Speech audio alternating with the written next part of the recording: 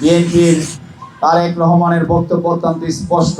আমরা নিজেকে পরিচ্ছন্ন রাখতে হবে, নিজেকে ভালো হতে হবে, অন্যকে ভালো রাখতে হবে। যারা বলেছেন 31 দফায় যুবকদের ব্যাপারে বিস্তারিত উল্লেখ আছে যে বিএনপি জনগণের ভোটে সরকার গঠন করলে বাংলাদেশের লক্ষ লক্ষ যুবক যে বেকার রয়েছে, সম্ভবত 31 দফায় আছে 1 বছর পর্যন্ত যুবকদের একটি ভাতা দেওয়ার ব্যবস্থা করবে।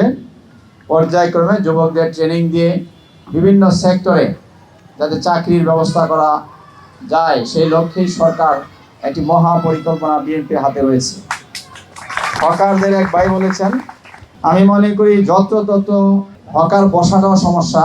আমাদের এক কৃষক ভাই সিরাজগঞ্জে যে বলেছেন সে দলকে ভালোবাসেন, পরিচ্ছন্ন।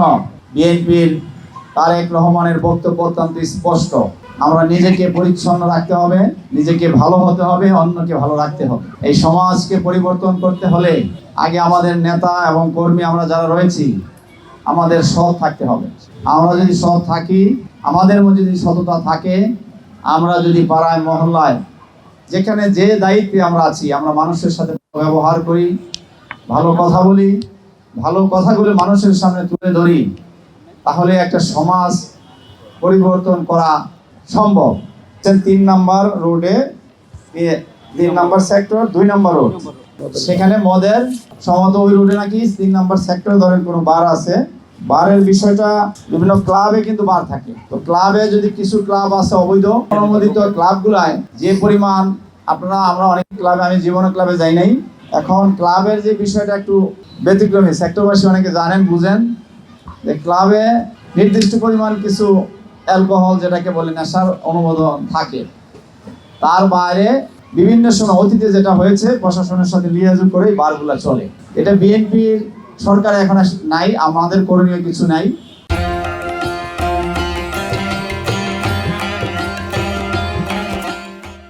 হ্যাঁ, আমাদের করণীয় একটা, আমরা যদি ঐক্যবদ্ধ হই, সমাজে কোথায় মাদক বিক্রি হচ্ছে, কোথায় বারে অপকর্ম হচ্ছে, সেটা সবাই যদি ঐক্যবদ্ধ হন, সব রাজনৈতিক ফ্যাসিবাদী বিরোধী আন্দোলনে যাদের নির্যাতিত যে সকল দলগুলো ছিলেন, আমরা যদি সবাই একমত থাকি, তাহলে জনগণ একমত ঐক্যবদ্ধ থাকলে কোনো শক্তি আপনার কোথাও কোনো কিছু করার সুযোগ নেই, কোনো অন্যায় হবে না। আপনারা আমাদের ঐক্যবদ্ধ থাকতে হবে। সবকিছু প্রশাসনের উপর ছেড়ে দিলেই প্রশাসন একার পক্ষে সবকিছু করা সম্ভব না।